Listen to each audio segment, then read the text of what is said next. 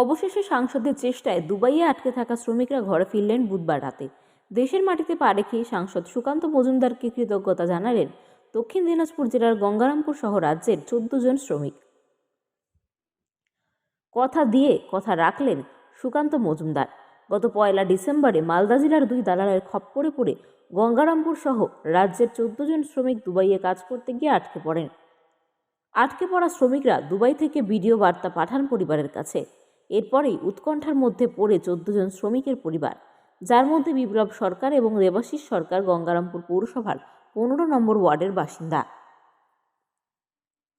কিছু পরিযায়ী শ্রমিক বাইরে আটকে ছিল, তাদেরকে আজকে ফিরেছেন। তারা কি বলবেন? দেখুন, আপনারা জানেন যে এবং এটা খবরও হয়েছিল মিডিয়াতে যে আমাদের জেলার গঙ্গারামপুর শহর সন্নিকটস্থ বেশ কিছু ব্যক্তি তাদেরকে মিথ্যে প্রতিশ্রুতি দিয়ে কাজের জন্য নিয়ে যাওয়া হয়েছিল দুবাইয়ে তাদেরকে চরম কষ্টে রাখা হয়েছিল, খাবার দেওয়া হচ্ছিল না, ঘরের মধ্যে আটকে রাখা হয়েছিল। তাদের পরিবারের তরফ থেকে ভারতীয় জনতা পার্টির সাথে এবং আমার সাথে যোগাযোগ করা হয় সাংসদ হিসেবে।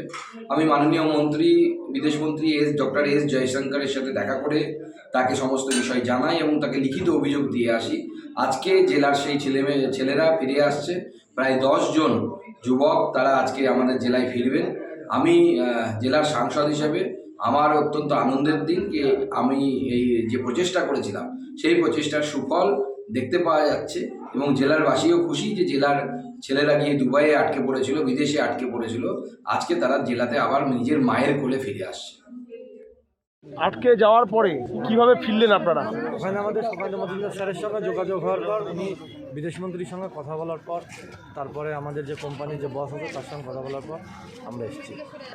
এক কথায় আমরা সুকান্ত মজুমদার স্যারের সহযোগিতা এসেছি। উনি না থাকলে হয়তো আমরা আরও দীর্ঘদিন কষ্ট করতাম এবং 1 লাখ টাকা প্রত্যেকের কাছ থেকে চাওয়া হয়েছিল প্লেন টিকিট। সেটা না দিতে পারলে হয়, আমাদের অফিস বলেছিল, বগুড়ার যে অফিস আমরা যেখানে যার হাত দিয়ে গিয়েছিলাম, তিনি আমাদেরকে বলেছিলেন যে তোদের এই টাকা দিতে পারলে তোরা আসবি, না আসলে যদি না দিতে পারিস তাহলে আমার কিছু করণীয় নেই, এটাই বলেছিল। তার কথাগুলো আমাদের কাছে আছে, রেকর্ডিং আছে।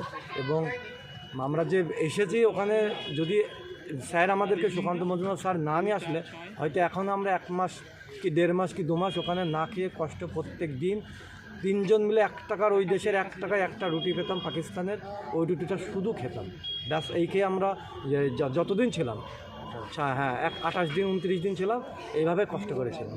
সুকান্ত মজুমদার যখন যোগাযোগ করলো, মানে তারপর মানে একই রকমভাবে কি তোমাদের সঙ্গে ট্রিট করা হতো? মানে কীভাবে তারপর কি না খাওয়া দাওয়া এগুলো দেওয়া হতো? স্যারের সঙ্গে যোগাযোগ হওয়ার পর ওখানে আমরা ভয়ে কিছু বলতে পারিনি যে আমরা এইরকম মানে কন্ট্যাক্ট করছি।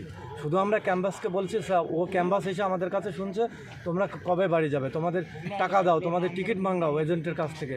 তো আমরা এজেন্টের সঙ্গে কথা বলেছি। এজেন্ট, আমাদের যে সাব এজেন্ট আছে, তারা আমাদেরকে বলেছে যে তোরা কাজ কর, কিচ্ছু হবে না, 16-17 ঘন্টা 18 ঘন্টা ডিউটি করবি, কী হবে, কাজ করতে গিয়েছে। তা আমরা আমাদের সমর্থন, আমরা ওই কাজে যাইনি, আমরা পারবো না।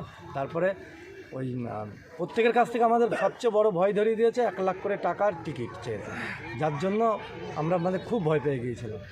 আর অ্যাকচুয়ালি আমাদের খাওয়ার খুব কষ্ট ছিল। বিদেশ মন্ত্রক আপনাদের সঙ্গে যোগাযোগ করলো কী করে?